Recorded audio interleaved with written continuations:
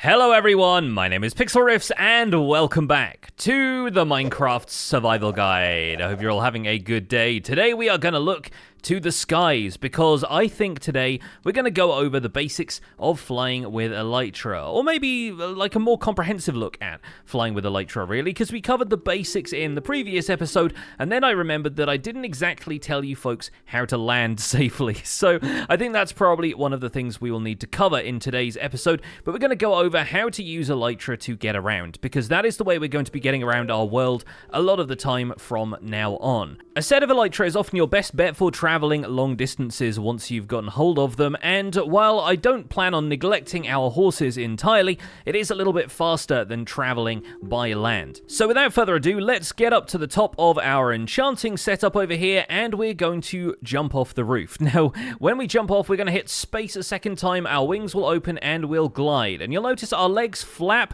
for a little bit there, and they start flapping when we are losing speed. So that is your first indication of how you need to control your Elytra. Elytra aren't wings in the sense that you can flap them whenever you want to. They are really meant to be gliders, and that's how they were originally implemented in the game. So a lot of the time you'll find yourself tilting down to get a bit more speed and then lifting back up again and using that speed to gain a little bit of height. However, as with all things that glide, what goes up must come down, and when it comes to coming down, you'll need to make sure that you land safely, because if you pick up a little bit of speed and find yourself stalling in midair, you're effectively going to drop and take full damage. Likewise, if you just tilt your nose straight down at the ground, you're going to take a bit of full damage, and that full damage may even be increased thanks to the kinetic energy that builds up when you are flying with Elytra. And the same goes for flying directly into walls as well. So the trick to a safe landing with Elytra is to make sure that you slow down before you land. And there are a couple of ways of doing this. The first is to tilt yourself upwards a little bit and gently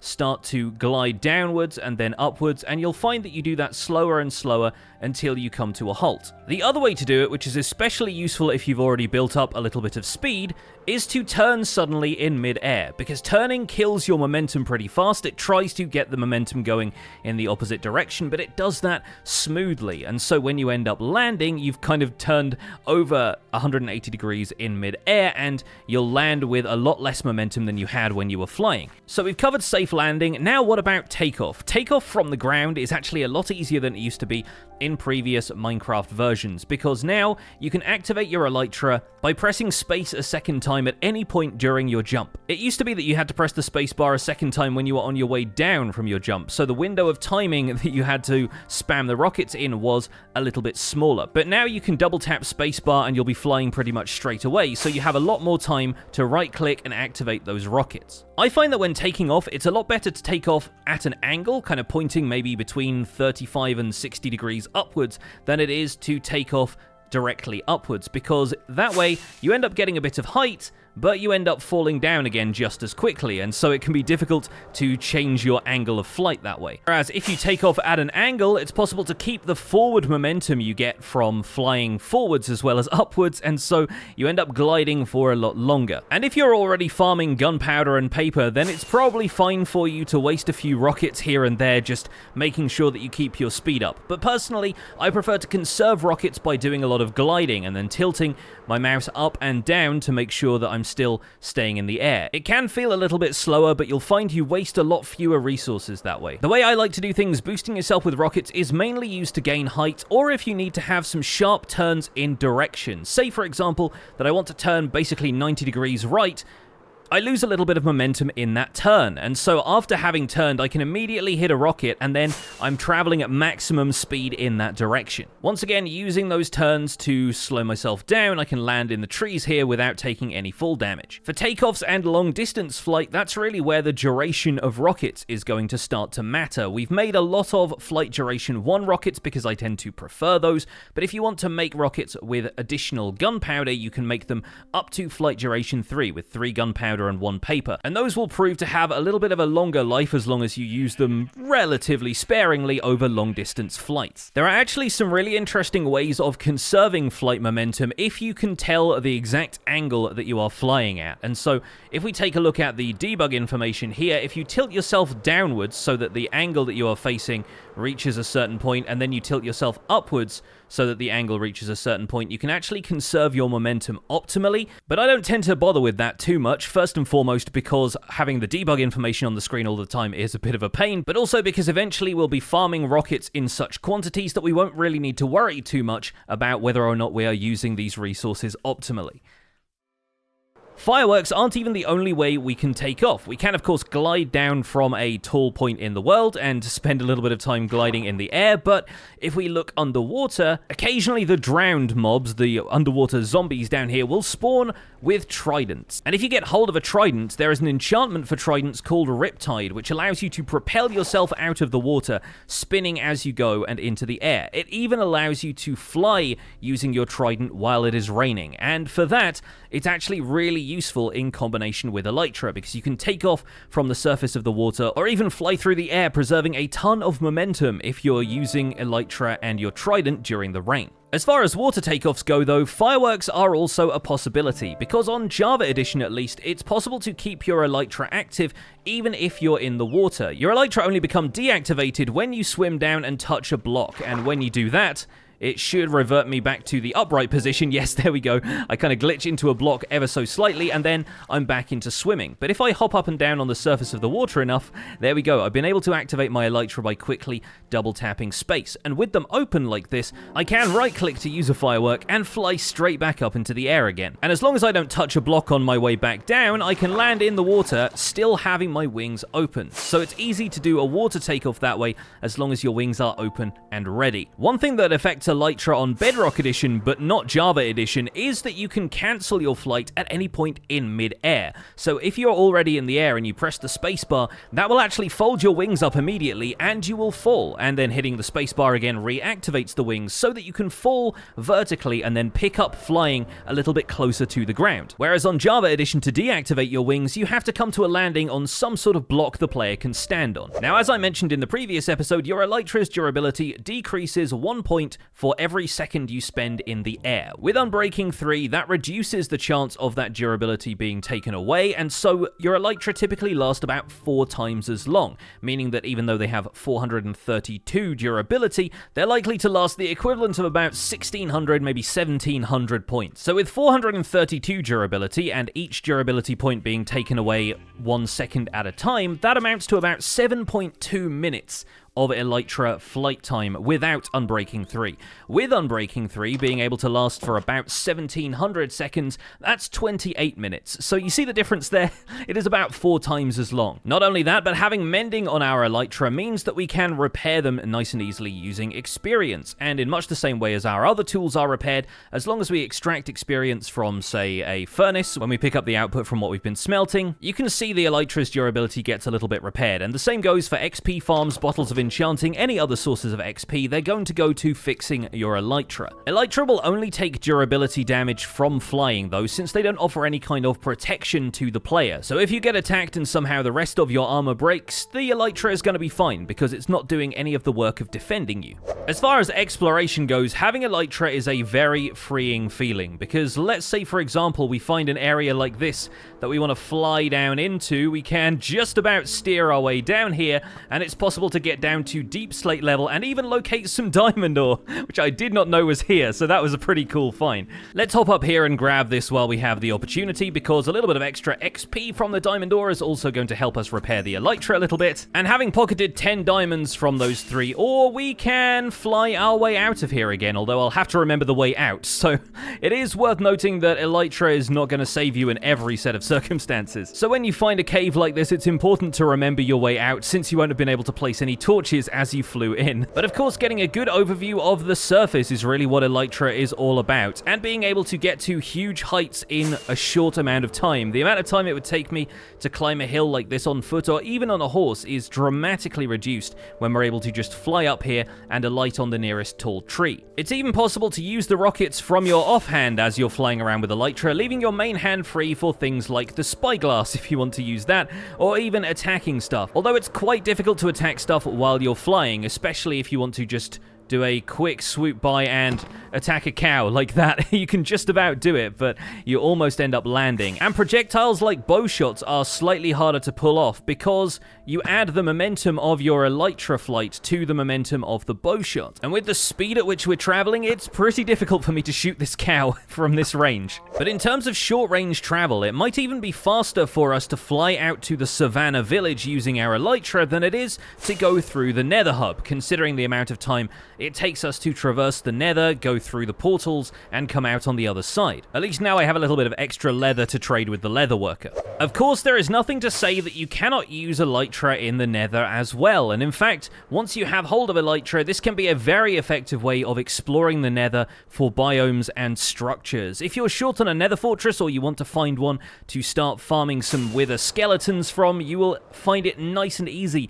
to traverse around here with elytra, especially with the cavernous open spaces here in the nether. Although, of course, you need to worry about columns of lava coming down from the ceiling, the lava lakes that you could potentially fall into, and getting lost, because the nether feels like a bit of a maze when you don't have the coordinates back to your original portal. Not to mention you have a few flying rivals in the air that you may need to take down from time to time. Still, as long as you know your way back home, it's certainly a refreshing take on nether travel. And combined with the speed at which you can travel with elytra, it makes long-distance fast travel via the nether a lot more viable. Because if you think it takes a short amount of time to travel 1,000 blocks in the overworld via elytra, that equates to 8,000 blocks traveled if you use the nether. The other hazard of zipping around like this using fireworks to travel, though, is the potential to collide with something. And if I boost myself directly at the side of this hill, as you can see, I take a little bit of damage. Now, that has been severely lessened by the amount of protection I have on my armor. I've got protection 4 on 2 pieces of my armor here. I'm wearing diamond or netherite, which gives me extra armor toughness as well. I only took what looked like a heart of damage from colliding with that hill. Without the armor and the enchantments intervening for me there, though, I might have taken some pretty fatal damage from that collision because we were going at more or less top speed. And it's possible to fly even faster than the fireworks will allow you to if you tilt yourself down at the ground at the right angle. So bear in mind that you can take some pretty significant damage from hitting something with elytra, and plan your firework usage carefully. Another advantage to flying with elytra comes from the fact that the player actually only occupies a 1-block horizontal space when flying with elytra. Your hitbox is basically squashed down so that you are flat in the same way that you are when you're crawling. So having set up this big stone ring on the top of my house and grabbed a few extra fireworks, we're going to try and fly directly through that, which we might have to lose a little bit of momentum for. I'm still not very good at flying through those gaps. This is probably going to waste a lot of my fireworks doing this, but I do want to give it a try at least once. We got to get the angle right, and yes!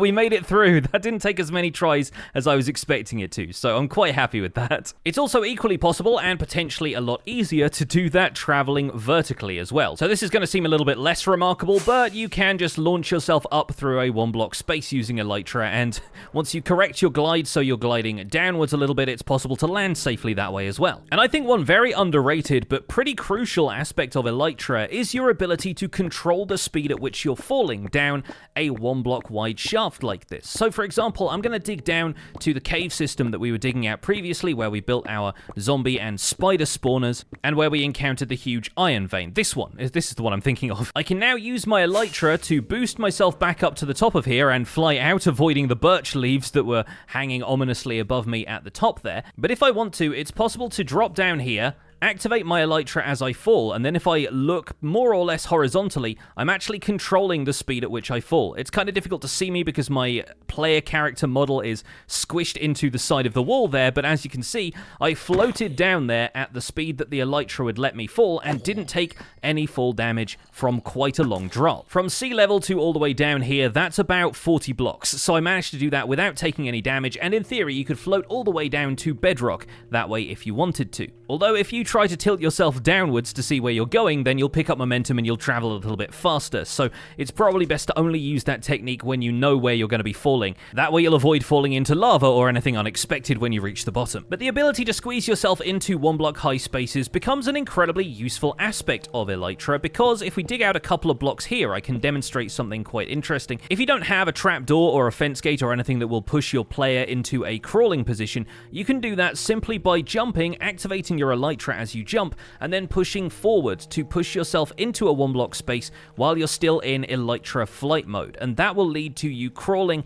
into a 1-block high space where you can continue to mine, or you can crawl through tunnels. You can basically do whatever you want with it at that point. And that's not an ability that is unique to the Elytra anymore. It was more or less a glitch that used to happen in earlier versions until Mojang implemented the idea of being able to crawl into a space by pushing yourself downwards using trapdoors and various other things. Pistons do the same thing as well now. But the fact is that Elytra still provide a pretty accessible way of doing that, since you're going to have them on you more or less all the time if you fly around as much as I do, whereas you're not always carrying something like a trapdoor or a piston to push yourself into that space. People have made entire crawl space bases like that, effectively mini bases, which were only previously accessible using Elytra, so it can be a pretty fun side effect of having a set of Elytra available to you. And even though with a set of wings you'd imagine yourself spending very little time on the ground, Elytra can even help you get a bit of momentum when you're running as well, because typically the way players tend to run in Minecraft is by bouncing up and down, jumping as they go. This is because jumping has a little bit more forward momentum than running, so if you see me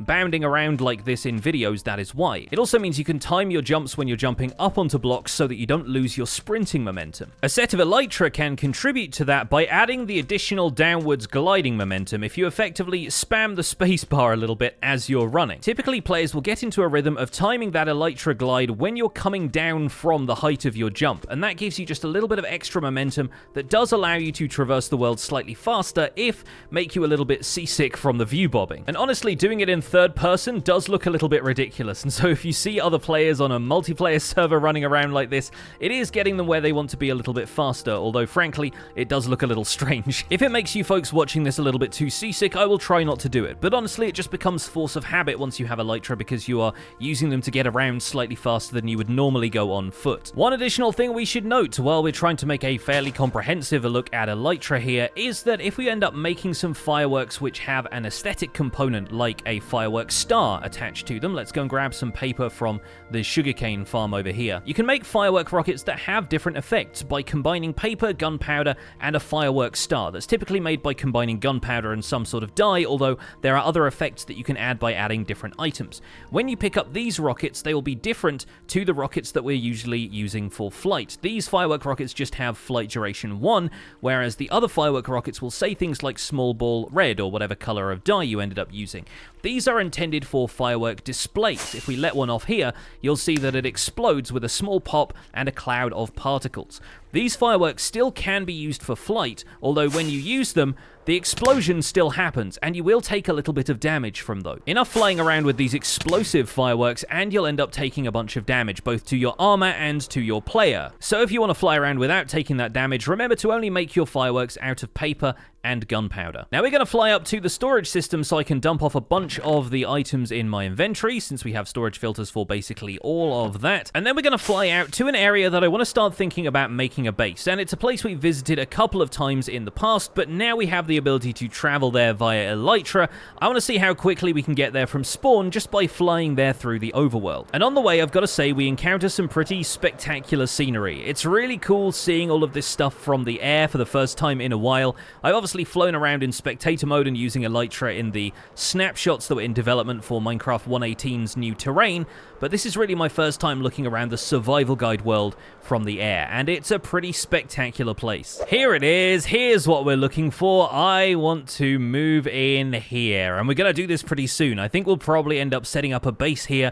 in, if not the next episode, then at least one of the episodes this week, because being able to fly through this now makes the whole area feel a lot more accessible and a lot more spectacular. We can reach sections of the cave that we haven't been able to reach before nice and easily. We can fly around here if we want to, and we can even make a little bit of interesting infrastructure so that we don't have to fly around and risk falling down onto all of this dripstone. So we're going to see a little bit more of this location for this week, but for now I hope you enjoyed this flying lesson, and hopefully you'll now be a little bit more confident in how you can fly around your world with Elytra. Thank you so much for watching this episode of the Minecraft Survival Guide. My name has been Pixlriffs. Don't forget to leave a like on this video if you enjoyed it, subscribe if you want to see more, and I'll see you folks soon. Take care, bye for now.